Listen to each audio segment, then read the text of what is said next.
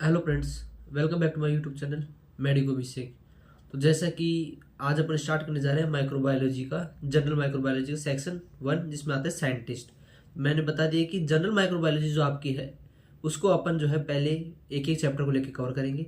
उसके बाद में अपन जो है जनरल माइक्रोबायोलॉजी को वन शॉट भी कवर करेंगे। उससे क्या होगा कि जनरल माइक्रोबायोलॉजी जब एक एक चैप्टर पढ़ लोगे उसके बाद वन शॉट में आपको क्या हो जाएगा, कंप्लीट रिविजन हो जाएगा और पूरी जो है आपकी कवर हो जाएगी।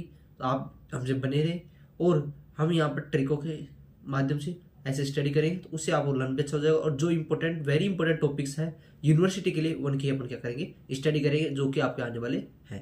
तो बात करते हैं फर्स्ट चैप्टर जिसका नाम क्या है, साइंटिस्ट। तो साइंटिस्ट वाले चैप्टर्स में अगर बात करें तो इसके अंदर जो आता है आपका वो आता है फिल इन द ब्लैंक्स आ जाते हैं, या फिर कोई एमसीक्यू आ जाता है, या फिर जो आपका आता है 4 या 5 मार्क्स का आ जाता है एक क्वेश्चन, उसे कहते हैं अपन कोट्स पोस्टुलेट्स, जिसकी बात अपन आगे करेंगे। तो इन चीजों के लिए अपन को यहाँ पर फोकस करना है। पहली चीज जो आपको यहाँ से सीखे जानी है वो सीखे जानी है कोच पोस्टुलेट्स। यहाँ से 4 या 5 नंबर का क्वेश्चन हमेशा मिलता रहता है। तो बात करते हैं साइंटिस्ट। साइंटिस्ट में अपन मोस्टली जो इंपॉर्टेंट साइंटिस्ट है जिनके क्वेश्चंस लगातार आते रहते हैं, प्रीवियस ईयर क्वेश्चन से यूनिवर्सिटी में आते रहते हैं, उनकी बात अपन करेंगे। तो फर्स्ट जो साइंटिस्ट रहता है अपना रहता है Lewis pasture. Lewis pasture scientist के अपन अगर बात करते हैं तो लुईस पास्चर से आप याद कर सकते हो पास्चर। पास्चर को जब आप पकड़ोगे तो पास्चर से क्या हो गया, एक तो हो गया पास्चर इंस्टीट्यूट पेरिस, ओके, और एक होता है पास्चुराइजेशन ऑफ मिल्क को इसने क्या किया था, आपका डिस्कवर किया था। ओके, दो चीजें जो इसके बाद में यहाँ पर लुईस में जब आपका यहाँ पर एल दिख रहा था, एल से आपने पकड़ लिया लिक्विड मीडिया। इसने जो यूज किया था फर्मेंटेशन के लिए, फर्मेंटेशन प्रिंसिपल इसने दिया उसमें इन्होंने लिक्विड मीडिया क्या किया था, यूज किया था। अब एक ट्रिक, एक चीज है वो है कि इनको जो लुईस पास्चर है उसको अपन क्या कहते हैं, फादर ऑफ माइक्रोबायोलॉजी कहते हैं। क्या कहते हैं, फादर ऑफ माइक्रोबायोलॉजी कहते हैं। तो फादर ऑफ माइक्रोबायोलॉजी है कौन, लुईस पास्चर। अब इसमें फादर से अपन बाकी सभी चीजों को याद रख लेंगे। वो है फादर में एफ से याद हो जाएगा, फर्मेंटेशन प्रिंसिपल दिया था किसने, लुईस पास्चर है। ए से याद रख लेंगे, इन्होंने प्रिंसिपल दिया था ऑटोक्लेव और स्टेरिलाइजेशन टेक्निक का। और THR से हो जाएगा थ्योरी ऑफ, जो एबायोजेनेसिस की जो थ्योरी है जो आपने नीट के टाइम में इवोल्यूशन में पढ़ा होगा, उसको इसने क्या किया था, डिसअप्रूव्ड किया था। तो ये बात लुईस पास्चर की है। इसके साथ साथ इन्होंने एक जर्म सेल थ्योरी दी है, वैक्सीन दी थी इन्होंने। उनके ट्रिक अपन क्या है, कार से अपन उनको याद रख सकते हैं। तो कार से एक हो गई कोलेरा वैक्सीन, एक दे दी एंथ्रेक्स वैक्सीन, और एक आर से हो गई अपनी रेबीज वैक्सीन।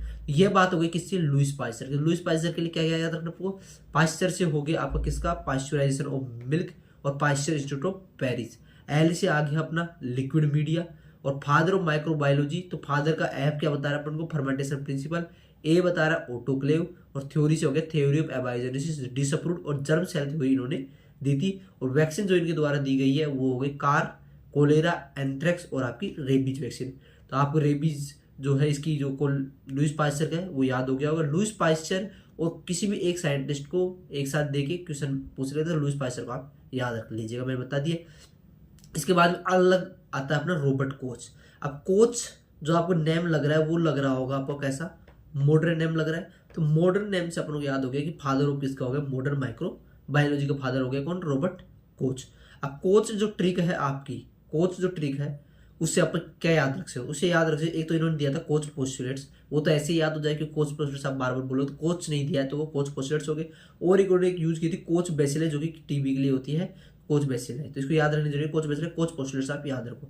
सी से अपने क्या आती है, यहाँ पर 3 चीज आती है सी से। सी से आता है एक तो कोलेरा ऑर्गेनिज्म को इन्होंने डिस्कवर किया था, एक इन्होंने सॉलिड कल्चर मीडिया। अब लिक्विड कल्चर मीडिया अपना लुईस पास्चर ने जब ले लिया था, तो सॉलिड कल्चर मीडिया कौन यूज कर रहा है, अपना यहाँ पर रॉबर्ट कोच। बन रही बात एक कोच सी से, एक और चीज वो है एनिलिन डाई कलर इन्होंने लिया था। और एक इंपॉर्टेंट चीज होती है हैंगिंग ड्रॉप, एच से अपना हो गया हैंगिंग ड्रॉप मोटिलिटी। जो हैंगिंग ड्रॉप मोटिलिटी इन्होंने दी है, हैंगिंग ड्रॉप मोटिलिटी अपने काम आती है मोटिलिटी को चेक करने के लिए। इसमें क्या होता है, एक जो वो रस्सी होते हैं उससे इनोकुलेशन लूप में जो चेक करते हैं वो हैंगिंग ड्रॉप मोटिलिटी चेक करने में काम आती है। तो ये रॉबर्ट कोच की चीजें हो गई। रॉबर्ट कोच में से जो इंपॉर्टेंट क्वेश्चन आता है वो आता है आपका किसका, कोच पोस्टुलेट्स का। कोच पोस्टुलेट्स में लगभग 5 होते हैं, मेनली 4 होते हैं, प्रति एक अभी न्यू ऐड कर दिया गया है, उसको मिला के 5 हो गए हैं। अब कोच पोस्टुलेट्स जो आपके हैं इस पे आपका क्या आ जाता है, 4 या 5 नंबर क्वेश्चन आ सकता है। तो इसको आप ढंग से देख लें। तो मैं एक बार रिवाइज करता हूँ, इसमें क्या है, इसके अंदर जो है 4 चीजें अपने याद रखना। क्या कि ये एक जो डिजीज है, मान लो कोई ऑर्गेनिज्म है, ये मान लो ये कोई ऑर्गेनिज्म, इसने आके ये डिजीज करी, ओके। तो अब ये कोच पोस्टुलेट क्या कहता है, कि यह जो जिसने ये डिजीज करी है ना, कोई भी वायरल बैक्टीरिया कुछ भी, यह इससे क्या होना चाहिए, एसोसिएट होना चाहिए। पहली चीज, पहले में तो ये कहता है। दूसरे में क्या कहता है कि अगर इसके साथ एसोसिएटेड तो इसको अपन क्या कर सकते हैं, आइसोलेशन कर ले।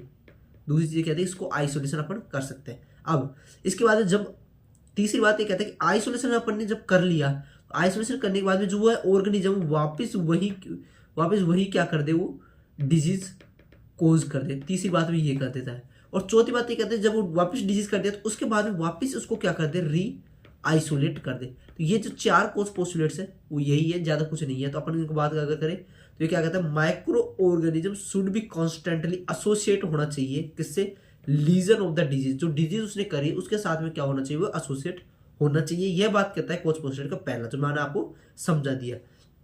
दूसरा क्या कहता है, अगर उसने डिजीज करी तो उसके साथ साथ में क्या होना चाहिए, वो आइसोलेट होना चाहिए। पहली चीज थी एसोसिएट, दूसरी की आइसोलेट करना चाहिए ऑर्गेनिज्म को, किसमें, प्योर कल्चर में, from the lesion of the, जहां उसने डिजीज करी है वहां से वह क्या हो जाए, आइसोलेट हो जाए। थर्ड चीज वो कहता है कि the same disease must result, वापिस वही डिजीज करे जब isolated micro organism इनोक्यूलेटेड into a suitable laboratory animal. जब उसको वापिस अपन अगर वही इन्वायरमेंट दे रहे हैं, वही करे, तो वही डिजीज वो करना चाहिए। अगर वही डिजीज वो कर रहा है उसके बाद में वो क्या होना चाहिए, री आइसोलेट होना चाहिए। It is should be possible to reisolate the organism pure culture from the lesions produce in the experimental animal. जिसमें उसने लीजन किया वापस वहां से रीआइसोलेट होना चाहिए। तो क्या हुआ, उसने डिजीज करी, आइसोलेट किया, वापस डिजीज करवाए, वापस उसको रीआइसोलेट किया। यही क्या है, कोज पोस्टुलेट है, ज्यादा कुछ नहीं है। इससे क्या आ जाता है, आपको 5 नंबर का क्वेश्चन आ जाता है। तो इसमें फोकस करें। एक जो है 5वां अभी न्यू ऐड किया गया, उसमें क्या है, antibody to the causative organism should be demonstrable in the patient serum. क्या है कि ये कह रहा है कि जिसने जो डिजीज करी है ना, वो है जो पेशेंट का जो सीरम है उसके अंदर मिलनी चाहिए उसकी एंटीबॉडी। जैसे कि किसी ने भी वायरल या फिर बैक्टीरिया उनकी एंटीबॉडी बनी है, तो वो एंटीबॉडी पेशेंट के सीरम में क्या होनी चाहिए, आपको दिखनी चाहिए। तो यह इसका 5वां कोज पोस्टुलेट है। मेनली 4 है, 5वां भी ऐड कर दिया गया है। अब जो अगली चीज आती है वो आती है exception to Koch's postulate. Koch's postulate के लिए कौन कौन से एक्सेप्शन है, उनकी ट्रिक है आपकी एलपीजी। एलपीजी जो गैस आते हैं वो इसकी ट्रिक है। एलपीजी से आप याद रखोगे, एल से माइकोबैक्टीरियम लेप्री, पी से ट्रिपोनिमा पैलिडम, जी से निजेरिया गोनोरेई। ये हो गए कौन कौन सी, लेप्री, पैलिडियम और गोनोरे। अच्छा, अब इनके एक्सेप्शन क्यों है, तो जो माइकोबैक्टीरियम, लेप्री और जो ट्रिपोनियम पैलिडियम है, इनका जो बिकोज करके अगर क्वेश्चन आ जाए कभी, तो उसका कारण ये है कि इनको आप क्या कर सकते हैं, इन विट्रो में ग्रो नहीं कर सकते। अपन ने क्या कहा था, वो आइसोलेट होने के बाद में क्या करना चाहिए, ग्रो करना चाहिए, परंतु इनको आइसोलेट नहीं कर सकते, ग्रो नहीं कर सकते। किसमें, इन विट्रो। अपन जो इन विट्रो जो होता है टेस्ट में जो अपन ग्रो करते हैं उसको अपन क्या कर सकते हैं, ग्रो नहीं कर सकते। However they can be maintain experimental animals में इनको अपन मेंटेन कर सकते हैं, परंतु इनको जो इन विट्रो है वह नहीं कर सकते। इसलिए ये एक्सेप्शन हो जाते हैं किसके, कोच पोस्टुलेट के। और जो निजेरिया जो गोनोरी है वो क्या है, there is no animal model, however it can be grow in vitro. इसका कोई एनिमल मॉडल नहीं है, इसका एनिमल्स में हो सकता था पर इसका कोई एनिमल मॉडल नहीं है, परंतु ये इन विट्रो हो सकता है, उसको इन विट्रो नहीं कर सकते। तो जो कोच पोस्टुलेट्स है मैं आपको वापस रिवाइज करा दूं।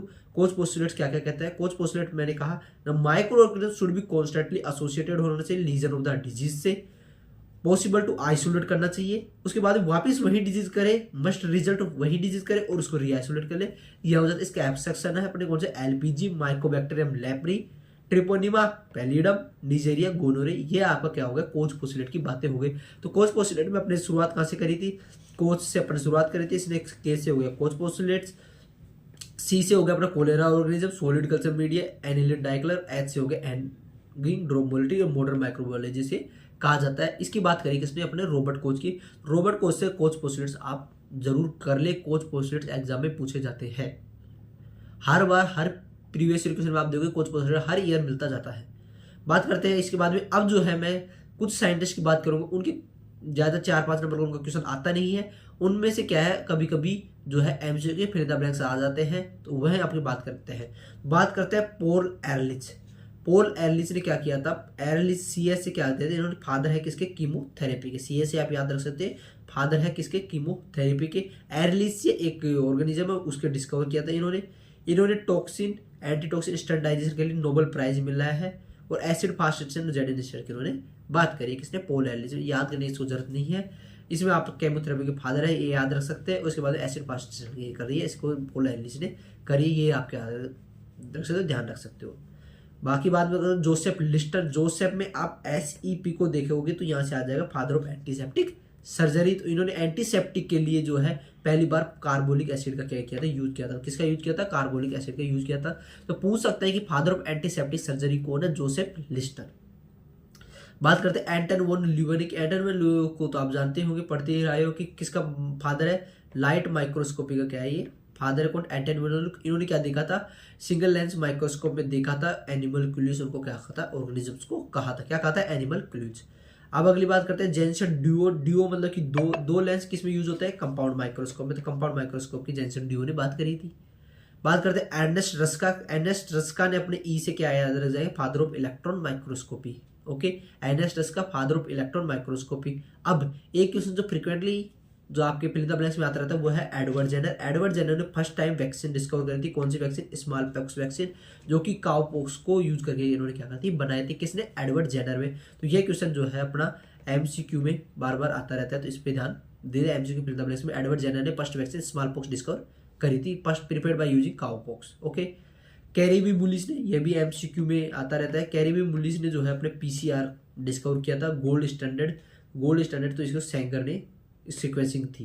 गोल्ड स्टैंडर्ड की जो सीक्वेंसिंग उसे सेंगर सीक्वेंसिंग कहते हैं। पीसीआर की जो यूज होती है सीक्वेंस उसे सेंगर सीक्वेंसिंग कहते हैं। Gold standard. ओके, एसी ग्राम मिस्टर ने, इसमें कोई याद रखने की जरूरत नहीं है। क्लैनबर्गर ने एल फॉर्म्स दी थी। एल को अगर आप हाईलाइट करो तो एल फॉर्म्स दी थी, cell wall deficient L forms होती है। अलेक्जेंडर फ्लेमिंग ने क्या डिस्कवर किया था? अपना पेनिसिलिन डिस्कवर किया था। तो ये याद रखना है, एमसीक्यू पूछा था किसने? पेनिसिलिन किसने डिस्कवर किया? Alexander Fleming. Barbara McClintock transposon और जंपिंग जीन्स, जो अपना ट्रांसपोजन जंपिंग जीन्स होता है, डीएनए रेप्लिकेशन इनमें, उनकी बात करती है किसमें? बारबारा एमसी लिंटोक ने। प्राइजेज जो एचसीवी जो वैक्सीन हेपेटाइटिस सी वैक्सीन के लिए जो है प्राइजेज मिली थी वो मिलती है माइकल हॉगटन, हार्वे जेल्टर और कार्लिस एम राइस ने प्राइस मिला है किससे? एचसीवी के लिए। तो ये बात है किसकी? अपन ने साइंटिस्ट की बात कर ली। तो साइंटिस्ट में से मैंने कहा आपको इंपोर्टेंट क्या है? इंपोर्टेंट है आपका कौन सा? लुईस पास्चर को पढ़ना है ध्यान से आपको। एक मेनली आपको पूरा जो कोच पोस्टुलेट्स है उसको कवर कर लेना। कोच पोस्टुलेट आपके 4 या 5 नंबर का क्वेश्चन आता रहता है। अगर इसमें से क्वेश्चन आता है अगर 4 या 5 नंबर का, तो वह कोच पोस्टुलेट से ही आता है। बाकी जो और बाकी चीजें हैं उसे आप जो है देख सकते हो कहाँ पर? एमसीक्यू फिल द ब्लैंक्स के लिए। यह जो पीडीएफ है वो आपको मेरे यूट्यूब चैनल से आप जो अबाउट सेक्शन में जाओगे तब वहाँ पर आपको लिंक मिलेगा किसका? टेलीग्राम का। वहाँ पर आप ले सकते हो इस पीडीएफ को। और इसके अलावा आपको यह है, आप मुझे डीएम कर सकते हो किस पे? इंस्टा पे। वहाँ पर मैं आपको शेयर कर दूंगा, जिससे क्या आप लेक्चर लेने के बाद में जस्ट इसको पढ़ोगे तो आपको क्या हो जाएगा? रिवाइज हो जाएगा और इससे बाहर आपको क्वेश्चन जाने वाला नहीं है। मैं पूरी जो आपकी अपूर्व एस